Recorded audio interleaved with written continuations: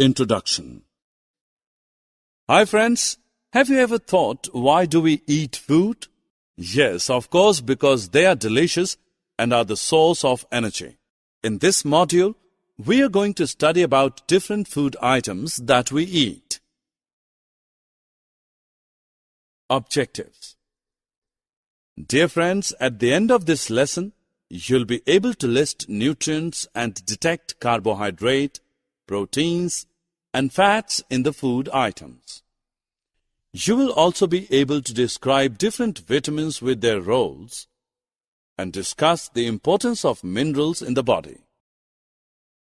In addition to this, you will also be able to explain the importance of dietary fibers and water in the body, explain the importance of balanced diet, and define deficiency diseases.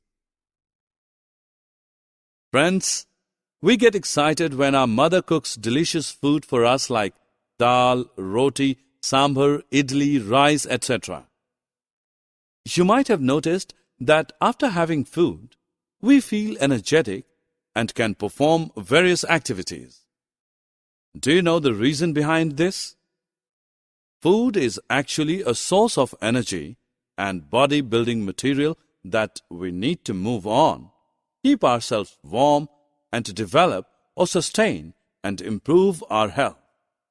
Thus, food acts like a fuel to our body, and we cannot survive for long without it.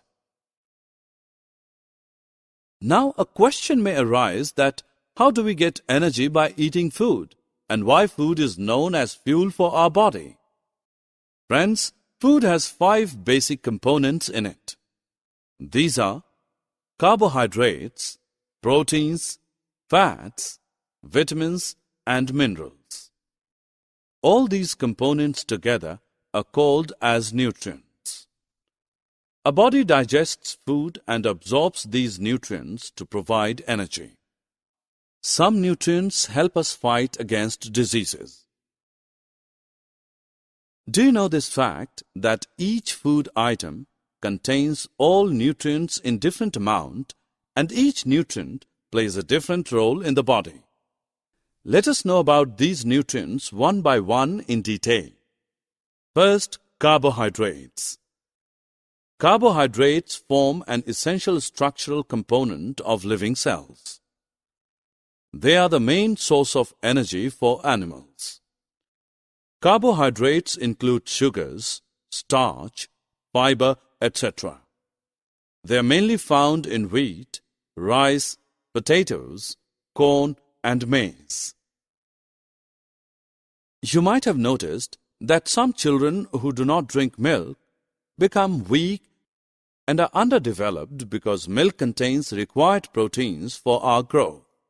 Meat, fishes, eggs, pulses, cheese, and soybean are some other important sources of proteins in our diet. The major role of proteins is building and repairing of damaged tissues. Along with carbohydrates, they are also a source of energy. I know that you all love pizza, burger, cheese, etc., but your parents do not allow you to eat them regularly because such foods contain large amounts of fat. Fats supply us with energy. If we don't use up this energy, our bodies build up a store for future use as in form of body fat. This is the reason why people eating much oily food become obese. Ghee, oil, butter, cheese, and milk are some main sources of fats.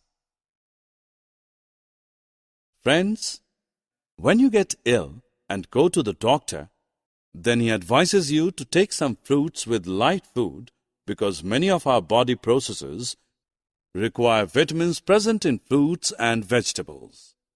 They are required in very small amount. Here is a list of vitamins, their sources, and their roles. You might have seen many advertisements of mineral-rich food items. Now let's know why they are so important. Actually, plants need minerals for growth. Besides this, a body also requires minerals in small quantities for all the chemical processes. Potassium, calcium, iron, etc. are some common examples of these minerals. Let us know more about the sources and the role of these minerals using the next table. Dear friends, do you know that besides nutrients, dietary fiber also play an important role in our body? They are usually known as roughage. You need to know that roughage does not provide any nutrition to our body, but adds bulk. They are found only in plants, pulses, potato, fresh fruits and vegetables as the main sources of roughage. This helps our body to get rid of the undigested food. Now let us know about water, which is also an important constituent of our food. Our body gets most of the water in the form of liquid. In addition, we also add water while cooking the food. Water helps our body to absorb nutrients from the food. It is also helpful in throwing out some wastes from body as urine and sweat. As we know that all kinds of foods do not contain all the components. Our meals should have a balance of the different nutrients that our body needs for growing and maintaining good health. Such a diet is called a balanced diet. In other words, we can say that a balanced diet includes all the nutrients that our body requires in proper quantities. So we should accept the fact that having a balanced diet is the best way to live a healthy life. Friends, after knowing about the balanced diet, we should also know that if we don't take proper diet, then what will be the problems? I hope that you might have heard about deficiency diseases. These are the diseases that occur due to lack of nutrients over a long period and hence called deficiency diseases. Here is a list of some of the deficiency diseases and their symptoms.